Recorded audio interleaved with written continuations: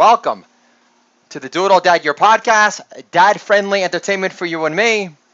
And this is episode 128, I think. Inappropriate, hated speech. And this is the exact speech I gave at my younger brother's wedding. And it did not go over well. I bombed a long time. Here we go. When I first met Jane's mom, Honey, she says to me, "Your daughter is your twin." I reply, "Yeah, my DNA is all over her face." Honey laughs, "Long time." My mother-in-law doesn't care for rock concerts because they're too loud. Goonish, meaning nothing, got nothing. Already dug my hole. I've never had a good set, folks, after I bombed my first joke. Prior to that, I made a comment about giving it up for Lady Gaga because my brother and his wife had chosen, Sweet Jane had chosen the Lady Gaga song from A Star Is Born, and they did this inspired, elevated, dry hump on the dance floor, and I was paying loving homage to it. That didn't go over well either. But let me continue. So this is a follow-up joke. My parents expressed concern about me making today tense. It didn't really matter at this point because it was already tense. I also wasn't given a microphone. I hate to be a paranoid Jew about it, but based on the reaction from the crowd, I think it was intentional. I really do. So, let me get back to the speech. My parents, I thought you'd appreciate a play-by-play. My parents expressed concern. I know I'm repeating this setup. My parents expressed concern about me making today tense. But I haven't started flirting with Jane's mom yet, or profess how I'm hot for Honey, knowing the feeling is mutual. Hey, Do It All Dad Nation, can I get a holla for some holla? That's playful, funny. And I thought it was really funny for me to have a speech that didn't focus on my brother, but focus on Honey and Jane. Honey being the mother of Jane, Jane being my brother's wife. And I got this effusive thank you letter from Honey, talking about how much she loved my children, my fun, lively company. I got nonstop laughs, and that joke that I sampled in my home got a huge laugh. I do it at a wedding. After my brother gives a speech before, claiming he's my best friends, but he hasn't bought any of my books or asked about them. So what kind of best friend is that exactly? What kind of best friend refuses to respect your authority after you tell him not to bring some Tinder hoe to your house when you have a negotiated weekend away from your kids to get some writing done, and you find a used condom on the couch that your kids play in the next morning? Doesn't like best friend material? I don't think so. But I digress. So, it was such a half-hearted, such a half-ass. I don't even call it a speech on my brother's part. He just wanted to get over it as fast as possible. But that's okay. I wasn't expecting to say anything about me. But it was like the same thing. Although, just to show my younger brother's complete lack of respect for me, he didn't even make an effort to showcase his best line manipulate himself. So, that spoke volumes as well. I'm gonna take a sip of Pabst right now. This is the wrong time of the month to take a break from beer. All right, here we go. And my parents, moments ago, not even acknowledging my presence while dropping off my kids doesn't really help. And it's all because of the speech. So here we go. I've given it such a momentous freaking build-up. So, we're only 2 jokes in, and already everyone hates me. I haven't even made a political reference just yet. Talking about flirting with Jane's mom. I mean, obviously I'm not being serious. She's really, really old. Now, if she was like Jane Mansfield, Sophia Loren, I get it, but she's not. So give me a break. And I'm sorry, at my brother's wedding, I can't admit the fact that Jane's mom is more into me than she ever was to Jonathan. Well, before the speech. So here we go. Sweet Jane and her mother, Honey, are effortless sweet. It's a great truism. I wanted to say scrumptious sweet, but I don't want to cause a love triangle with Honey and my sister-in-law on my brother's wedding night Sure, that's a big no-no, even in Bill Maher's book, Do It All Dead Nation. Can I get a holla for a beautifully constructed, total dumpage on the recession-wishing Bill Maher? Holla!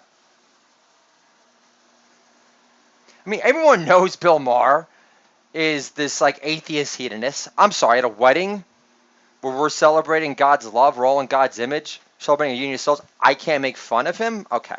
So again, folks, this is the extent of Trump derangement syndrome. I don't want to talk about Trump derangement syndrome, but I'm a casualty of it, a recipient of it. And guys, I bombed a lot of open mics, and the last time I felt resistance like this was for my dad's retirement party, and that was like even before Trump.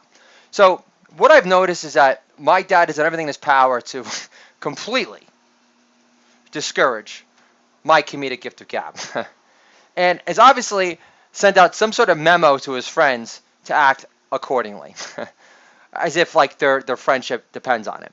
I can't think of any other explanation. It's really pathetic. So, I mean, not my idea of primo parenting. So here we go. So again, it's not very long of a speech. I'm almost done. Already, they went in to raise the pitchforks. Just for that line alone on the deplorable. And I think, according to them, I'm rubbing it in, knowing a recession isn't happening, and Trump's going to win by a landslide. And these people are going to be miserable for a very long time. And they're on the verge of nervous breakdown. So, guy knows what's going to happen next. So, next line. Sweet Jane and Honey play fortune teller with my kids. It's a great fact. She did play fortune teller with my kids at home. I predict leaning on YouTube for babysitting the way Comedy Central plans on exploiting Trevor Noah's family-friendly charm for all it's worth. Harmless line! Trevor Noah does exude a family-friendly image. And he is pretty agile compared to me. So, Trevor Noah's got a great story. Nothing was given to him. I respect his comedic accomplishments wholeheartedly. Personally, I would have liked it if Jon Stewart hooked up another Jew, but that's okay. I'm sipping again. I mean, listen, like just to like an edgy Seth Meyers that's actually funny, like that'd be nice. But it's okay. Trevor Noah's fine. But again, not a bash on Trevor Noah. Even though he perpetuates all the Russian collusion, bullshit and racist narratives that's tearing apart the social fabric of our country, and that's allowed companies to fire people based on their political beliefs, and a culture that the media perpetuates that Trevor Noah is guilty of perpetuating, that makes it kosher to dox ICE agents and make them think that's okay. By doxing, I meaning making their public records, meaning where they live, available. So Antifa can ensue their violent temper tantrums gone wild without any repercussions whatsoever. Here we go. So we got some more. Really hope you're enjoying this speech. So I'm reading this right now and I'm realizing what freaking assholes my parents are. God, I know. You commanded us. I'm in the process of reading the Bible again. And I know that you have a commandment. I know you commanded us to honor thy father and mother. And I don't want to piss you off. So in this prayer to you, God, help me respect and admire my parents for playing blatant favorites at my younger brother's wedding and for getting offended for my solid Bill Maher joke. Can I get a holla? For some holla. And I know, God, you talk a lot about goodness and evil, and I firmly believe everything that I stand for as far as freedom of speech, looking after American vets first versus illegal criminals that we know nothing about. I know that I'm on the side of goodness, law and order, and justice. So I know you got my back. Or else you wouldn't have enabled me to produce such amazing books and to get them in print form and have my children remote about them and have my wife give a ho-hum embrace only reinforces that God gives kids to only the lonely and that you love me and that you want me to succeed. So I'm going to keep on going with the speech. Now, this line is a personal favorite. In fact, this line's so good that my brother's wife's only older brother complimented me on it afterwards. Only guy that said anything nice to me after my complete bombing charade at my brother's wedding.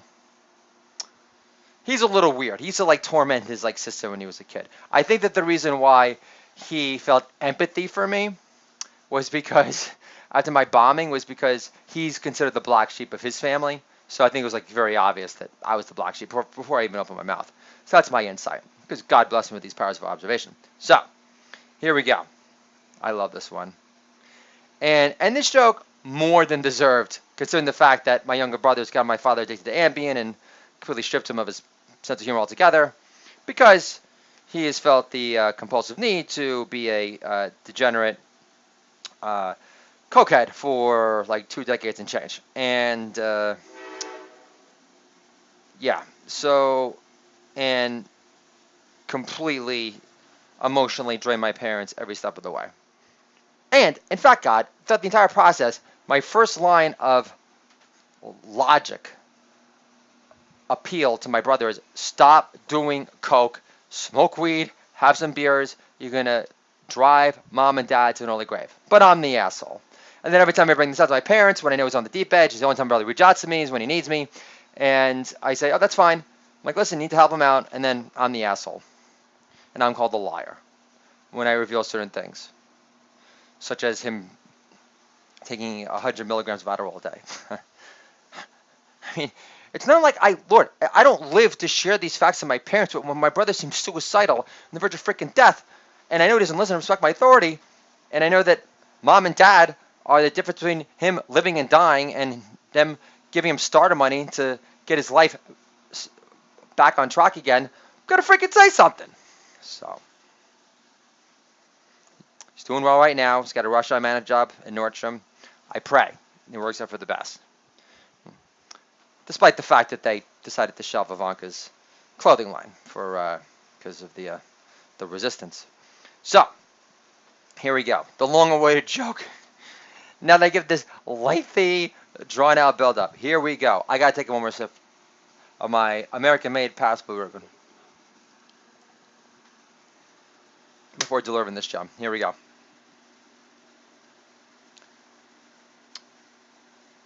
Sweet Jane and Honey are such good educators. They're both teachers. So again, I'm giving homage to both of them. And also, let's be honest here, folks, okay? All right, guys aren't getting married unless, like, the woman pushes the issue. And we're not really inspired to be, like, better human beings without the women in our lives. And we're not given the miracle of life without women being a conduit to God's beautiful grace. So, excuse, I don't really think I'm out of order for just focusing on the women and not Jonathan knowing the complete distress he's caused a lot of people close to him in his wake. So, here we go. You're like, get to the joke already. So, Sweet Jane and her mother, Honey, are such good educators. They taught my brother God is real in our hearts. Similar to God, George Steinbrenner has given my brother more second shots at redemption than Steve Howe. Can I get a holla for a A+ old school sports reference that works on multiple levels? Because George Steinbrenner was very generous to players that had drug issues. Steve Howe, I think he got busted for cocaine 6 times. Holla! At the very least, I thought his buds will love that. I guess because they were all yipped up, and they only got yipped up because my brother was offering it to him because he feels better about himself. So, Perhaps it was too much on the nose. Oh, I can't take no more. Sweet Jane and her mom are the sweet soul sisters I never had in my life. 3 kids later, it's a little late for us to have the birds and the bees talk, or about how marriage reduces men to sluts in a straitjacket for our better half. I skipped that line. Really wish I would have done it. Side note. And then, God forbid, I make fun of his friends that have been his drug enablers. Side note. Jonathan FaceTimes, and I got permission from his wife to make fun of his best friend Forrest, who went to jail when they were younger, turned his life around, very happy for him. But that could have been Jonathan, very easily. So I went to boarding school. Another friend that I'm going to tell you in a second that I made fun of was his roommate at boarding school. His name is Cam. Nice guy. Gave a very classy speech. Although I wasn't able to hear it because I was looking after my son Samuel. And I didn't want to disrupt his flow. And for the record, my brother gave a beautiful speech at his wedding. It was very romantic. And I complimented him a long time. So everything was wonderful heading up to this speech. Could not have been more charming. Kids getting rave reviews. A little awkward, bonding with my parents' friends and telling them about like the books and everything and the podcast. Of course, they don't know about it because I don't show these to my parents because they made it clear they're not interested. And so that's weird and annoying, but I don't care. I have no ego invested in my parents sharing with who they know about what I do. I care about what I do, and I care about succeeding and making money and providing for my family and making my dreams come true. That's what I care about. I know I should care more. I mean, and you talk about honoring and respecting and admiring thy father and thy mother. I mean, as far as I'm concerned, God, the best way to do that is by tripling down your belief in you, regardless of whether your parents are held hostage to fear of you not making it, or them thinking you're a talentless delusional hack and trying to protect my feelings and ego. So obviously they haven't done a good job of doing that. So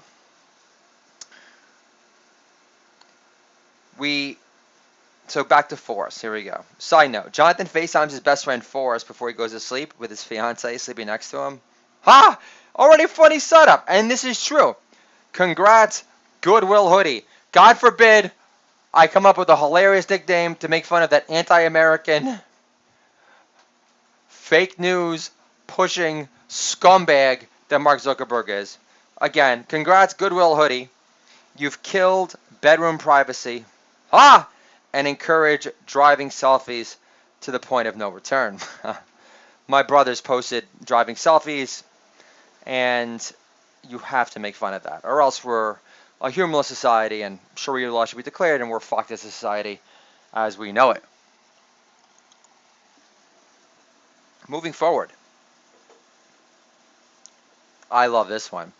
This joke, understand, I had sampled on Cam's wife before. Very attractive, classy, smart Canadian woman. And tremendous cleavage formation. I mean that in the most affectionate way, Cam. And I say, can I say this joke? And I got huge laughs. He goes, yeah. I'm going to share it right now. Got nothing. The hate was beyond palpable at this one. Here we go. Sweet Jane and Honey are really into my kids. The rest of you today are interchangeable props, really. That's the one line I regret saying. Although, at the time when I wrote it, it was really funny to me. But I know it comes across as really arrogant. But, so, if I'm honest with myself, I take that back. It's probably the only line that I don't do. And it doesn't really make sense in terms of the flow setting up the next line about Cam. Cam from Canada. Make yourself at home and hit somebody. Warren Zevon. Most people don't know about Werewolves of London. There's a great version, Knocking on Heaven's Door, on the Wind. It's an album he recorded before he died. Arguably the best version, even better than the Guns N' Roses one. So he's got this song that he wrote with Mitch Albom, who wrote like the stories about Maury, the sports columnist. And they did a song about hockey. And the song about this like goon, that like wanted to be more than a goon. And that's where I got that turn of phrase, hit somebody. But there's more. And this is the good part. Here we go. Came from Canada. Make yourself at home and hit somebody. So Jim Carrey can paint you as an alt-right, deplorable goon proud boy for hire. Can I get a holla? Even though I mangled that punchline. Holla! So Jim Carrey can paint you as an alt-right, deplorable goon, proud boy for hire. I thought that was so funny. So at this point, I have dumped on the radical left heroes being Jim Carrey, alrighty then, Bill Maher, their Jesus, and Trevor Noah, and they couldn't deal with it at all one bit.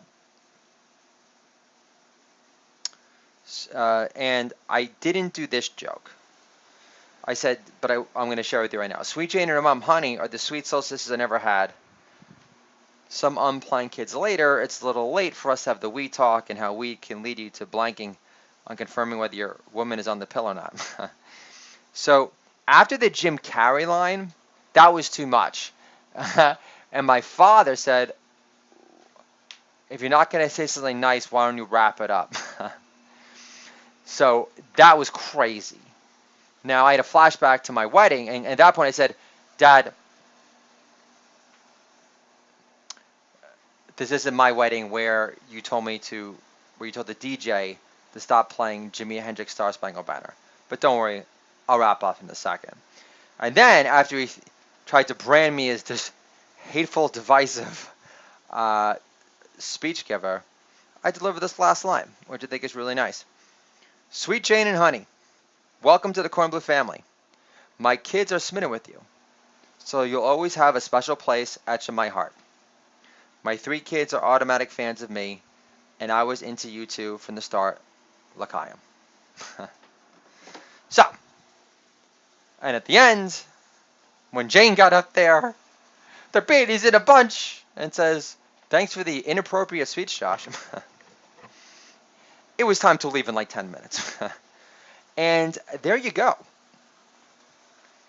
That was my inappropriate hated speech. I love that title. I really hope you guys enjoyed that speech play-by-play rehash for all it's worth. So I had this other conversation. So I'm going to backtrack here for a second. I'm going to take another sip of Pabst, because I want to make this podcast special for you guys, because I'm not going to be doing one for a long time. I'm going to be launching Double Talk with Chef Samuels, which could be my family meal review cooking show with my son. It's going to be a show off the Adderall, and because you can't do a cooking show on Adderall, it definitely strips your deep-rooted desire to engulf new meals with relish delight. And I can't wait.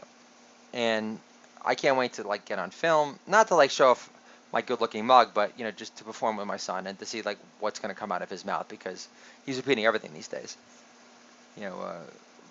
A couple of days ago, my son was shrieking like my daughter, and I said, stop shrieking. And someone said, shut up. And then my son said, shut up. I said, only daddy says shut up. That's daddy domain. You say hush. And then Samuel, my son, he's 2.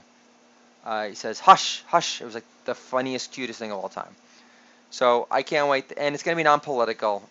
Listen, I've said my piece in these books and in these podcasts, and it's time to move forward. And it's obvious that Trump's going to win anyway. And today I sent Doodle Dad Does Jokes to Kellyanne Conway, thinking if anyone needs some comedic relief in her life, it's her. So I'm very excited to see what response I get from her. I made it very clear. I said, Kellyanne, if Trump has any intentions of reinstating the tradition of having a comedian host the White House Correspondents' Dinner, I could be reached at doitall@outlook.com. Can I get a holla for my super awesome salesmanship in my honor? Holla! So the night before was the rehearsal dinner, and this is a conversation I had with my brother. Now understand, I got my brother the original Nintendo. Let me repeat that. I got the original Nintendo, and I got him Tecmo Bowl. And I wrote this message saying we'll always have Tecmo Bowl together. which I thought was funny and sweet and thoughtful and nice. And the only thing my brother's ever gotten me is like a case of beer when I worked at a restaurant after a rehab in the Berkshires. Just to be clear. He did not deserve it, but I wanted it to be nice and special. Nonetheless, later that night, he says to me, "You didn't beat Mike Tyson's Punch Out." I told him I beat Mike Tyson's Punch Out twice. And I'm thinking to myself, I'm not the lying piece of shit brother who knocks the other to hit up mom for more feel-good nose candy money, asshole. This is very therapeutic. Who needs therapy when you have a podcast?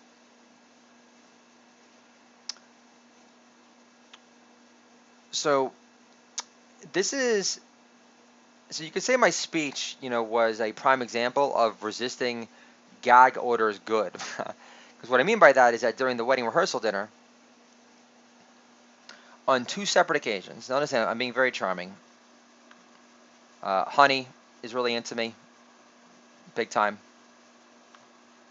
And she literally said, I made a specific request, Honey being my brother's fiance, now wife at the time. She goes, I want to sit next to Josh. Okay? Michael. My documented name is Michael Joshua Kornbluth. My parents always call me Josh. I reclaimed it because this other Josh Kornbluth is a total Google hog, so-called humorist from San Francisco. And I decided to make myself more visible on Google. Obviously, it hasn't really helped out too much, considering the fact that I'm a comedian. But so I'm talking to my fiance, it's my brother's fiance before they got married, and how she's like, yeah, I have a hard time finding you on the internet. And I said, yeah, well, it's because, censorship and shadow banning exists. I didn't mention the fact that if you express pro-Trump views, that's what makes you shadow ban, but that's really what it comes down to. And I said, well, let me ask you this question, Jane. Who do you think should show up more on Google at the top of the page? Someone that's written 2 books, 220 blogs, 18 articles published by the Good Men Project, 5,000 plus connections on LinkedIn, 120 podcasts, or a so-called humorous lawyer from North Carolina? Case closed. Sorry, Do It All Dead Nation, for sounding repetitive. My brother overheard this and he got very tense. His lower lip started quivering. It was like blatantly pathetic. And he says to me, don't talk politics. I said, I'm not even talking to you, bro. Only you can make me regret getting you an original Nintendo for your wedding gift with the Tecmo Bowl game minutes after the fact. And then I'm bonding with my dad's oldest, dearest friend, who I could nickname Uncle D as a kid, not my actual uncle, who's the head DA of the Office of Special Narcotics. And I always have great conversations with him. And I always make him laugh. And he says, so I asked him, I go, can you think of another mayor more hated by police than Mayor de Blasio? He goes, no. So apparently that was enough to set off my dad. So the fact that anyone supports de Blasio because he's a resistor against Trump is just pathetic. So my dad, literally, he wants me to have a conversation with him outside. He goes, don't talk politics.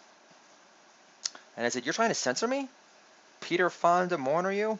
Let's agree I won't send you a signed copy of Do It All Dad Does Jokes as a peace offering then. Bang! I'm taking another step. Most symbolic moment at my younger brother's wedding, which encapsulates my parents not even hiding their blatant favoritism. And I already knew about it, but it was just really nauseating and made me sick to my stomach. So I had a comment about it in the form of comedy. So again, this is the most symbolic moment at my younger brother's wedding. Brother walks down the steps with my parents, arms interlocked, after my parents gave him this slobbery hug, which is fine. I mean, he's their son. I mean, that's great and everything. But I didn't receive such a soft fest at my wedding. But that's okay. I'm a healthy distance behind my parents and my brother, who are walking down the aisle with him, with my great Aunt Miriam. Before I hear, bro, this is from my brother, bro, back up and give us space. Because I'm closer to mom and dad I win. Ah! He obviously didn't say that. Most annoying moment at my younger brother's wedding was the bride instructing me to take time out from playing with my kids to watch my mother sloppy slow dance with my brother like he was the prom king she never molested with her "Bada move in, bada move in."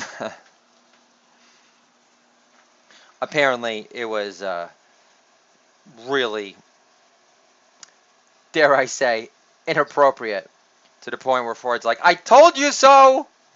from above. Observational humor about my younger brother's wedding. My parents don't care about rubbing their blatant favoritism of my younger brother in my face from his bar mitzvah party onward. It's like they're double daring me to prove who the real star is after all. Can I get a holla? For some holla.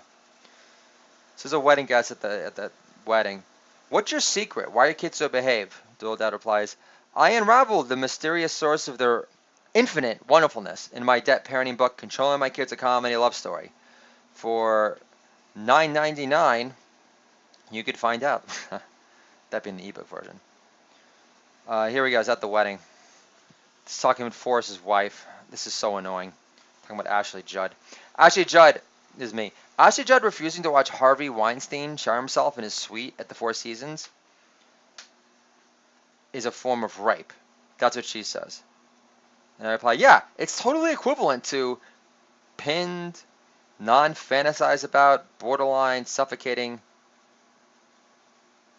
pinned down penetration. I just realized I repeated pinned twice there. So this is me accepting how hard I bombed at my younger brother's wedding. The bride and groom were making out the whole time I was bombing during my speech anyway.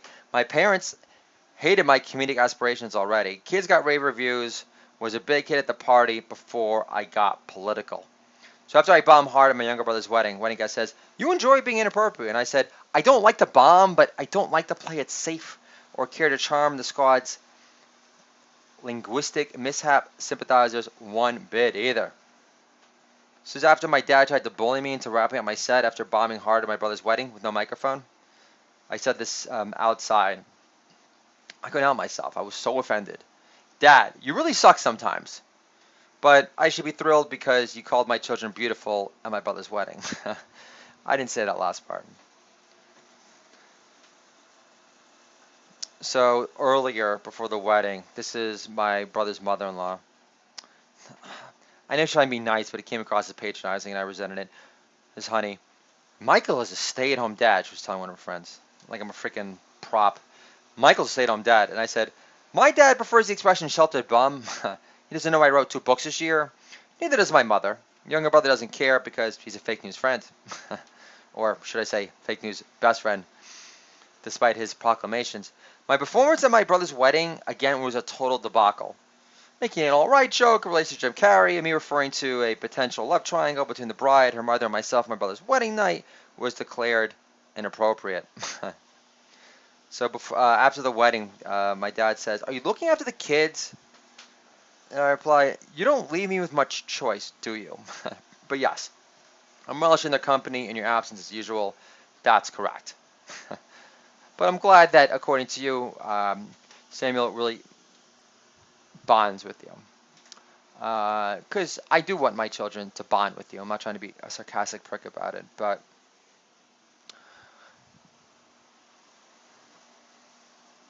I just don't know what's gonna happen when like my parents see me on TV, doing jokes, making fun of all their heroes that are part of the resistance. But I'm not gonna apologize for sticking up for what I believe in. And I don't believe my speech was malicious. I believe it ended on a sweet note. I complimented Forrest and Cam on their wonderful speeches, in my brother's honor. And God, I'm just going to pray that this Trump derangement syndrome could end sometime soon, because I don't know if our country could survive without there being some sort of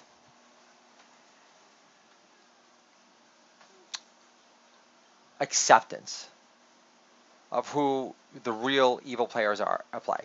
And as far as I'm concerned, the only way to ensure that is to get freaking Hillary Hammertime Kankles in jail, Comey in jail, Brennan in jail, and obviously Epstein going down is going to prevent a lot of evildoers from going to Guantanamo anytime soon. But oh, just God, please help this freaking Inspector General report to come out already.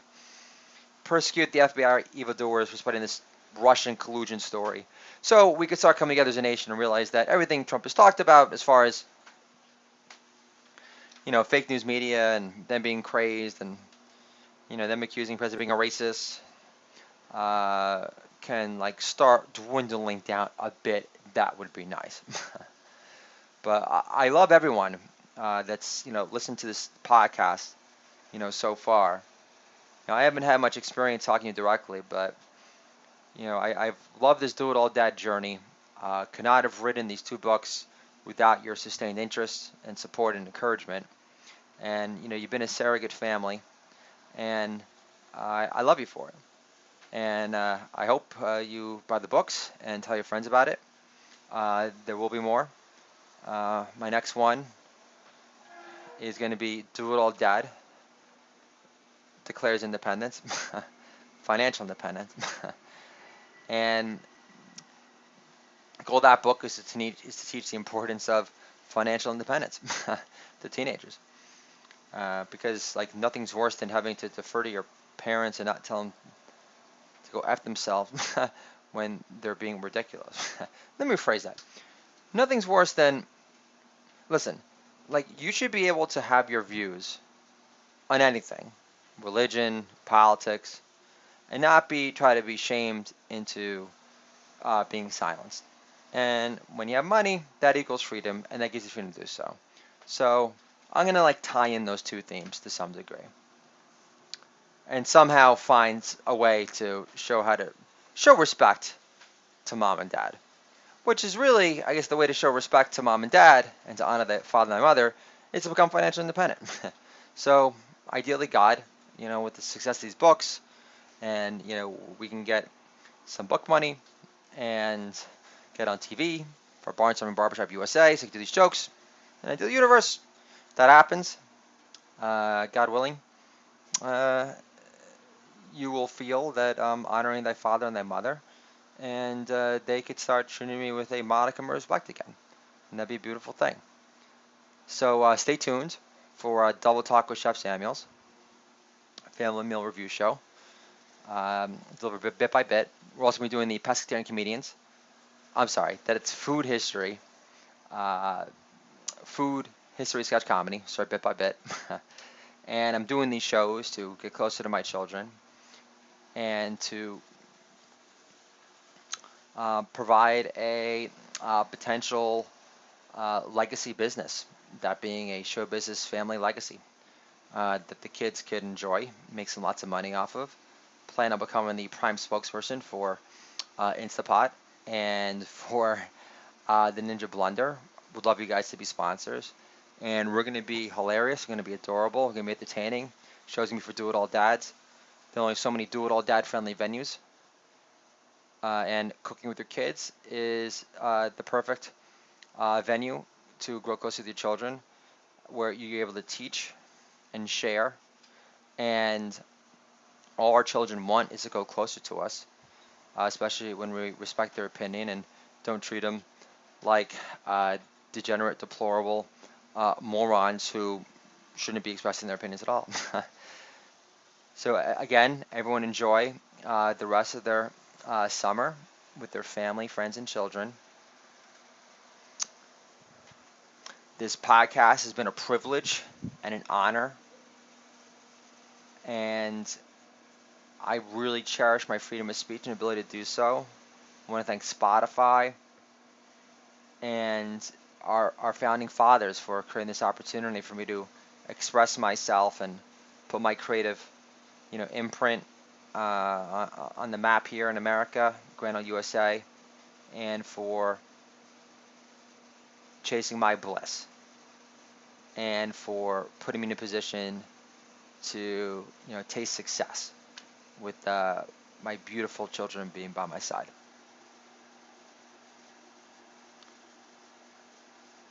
Thank you, Lord, for my gift of gab, and for blessing me with my funny Jawbone. But more importantly, thank you for blessing me with a wonderful wife and supporter, my beautiful children, and my good friends that have stuck with me all the way, that have encouraged me to go for it and to never stop being me. This won't be the official last podcast. I hate the idea of saying goodbye just yet. But I'm going to think of a new approach and a rebranding for when I do the podcast again, because it's not going to be as political as nature. But for now, I'll end with controlling our kids' economy can make our kids wait again, especially when you involve them in the magic-making comedy creation process, which I will showcase in Pescatarian Comedians and Double Taco Chef Samuels. Now we'll talk to you guys soon.